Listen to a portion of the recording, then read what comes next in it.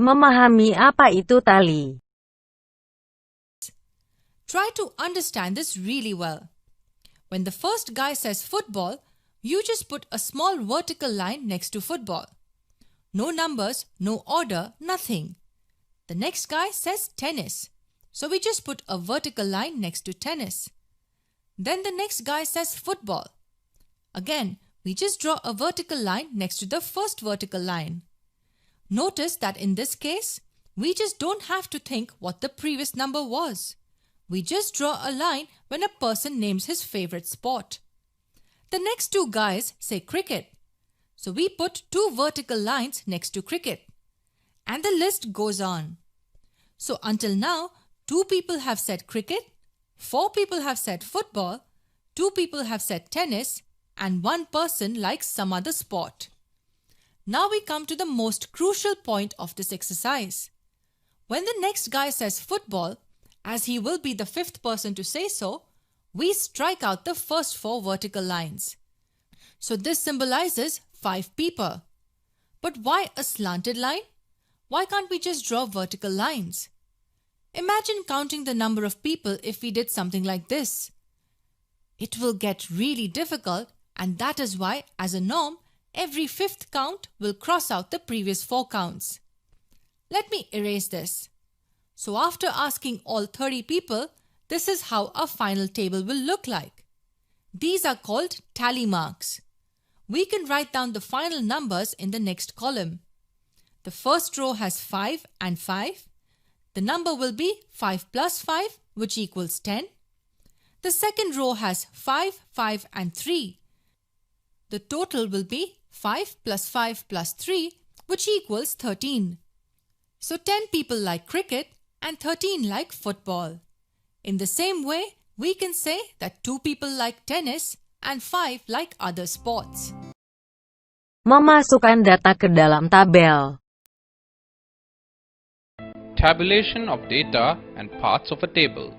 One of the simplest ways of presenting data is in the form of tables, where data is presented in rows and columns along with some explanatory notes.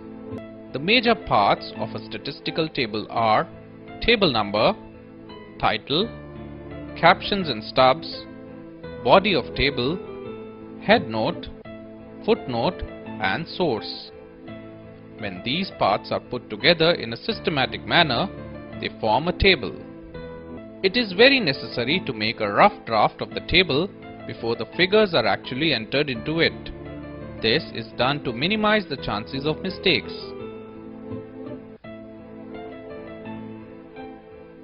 Table number may be numbered at the top or at the beginning of a table and is used for reference and proper identification in future.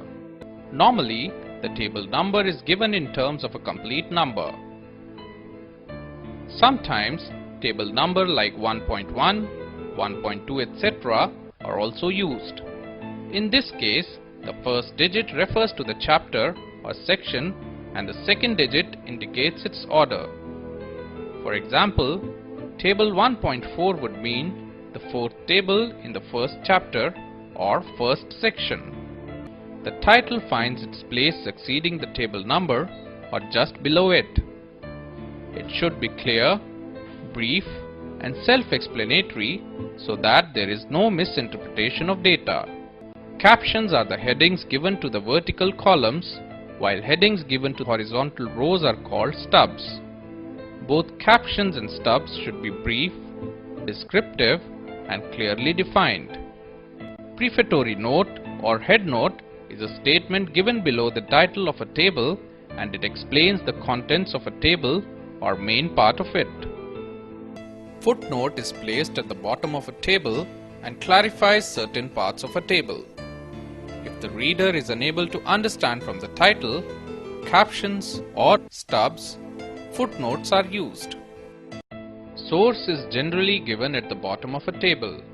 It is a brief statement or phrase indicating the source of data presented in the table. If more than one source is used, all of them need to be mentioned. Mengubah data ke bentuk diagram. Well, charts make reading numbers much easier. They give you a better overview, because if I look at the data right now, and it is actually very small data sets that we have here. In real life you would have much bigger data sets, and reading the situation out of pure data is very difficult. That's where charts come in. And if you look here, I've got like the same data, but now I've got charts, and you can see here based on the charts that I can very easily now compare turnover and expenditure for each company. I can see, for instance, that these two companies have pretty good ratios of turnover versus expenditure, whereas this one is not bad. It's bad because the expenditures are more than the turnover. This one is okay, and so on. So the chart makes that situation, I can instantly see the situation, whereas here from the data, especially if I've got loads of data, like loads of rows, it becomes very difficult to get a quick oversight or overview of the whole situation. Same thing here. This is some sort of company which has revenue. Very difficult to read the situation here, whereas here in the chart I can easily see that it's going up and then down steeply, then up again steeply, then down steeply. You see, and that's very easy to see instantly in such a chart. And here in this chart one can see, let's assume that all these companies belong to one organization or to one group. You can see here the percentage of profits from each of these individual companies to the whole group. And that's where charts come in. They give an instant overview, an instant clarity to a data situation.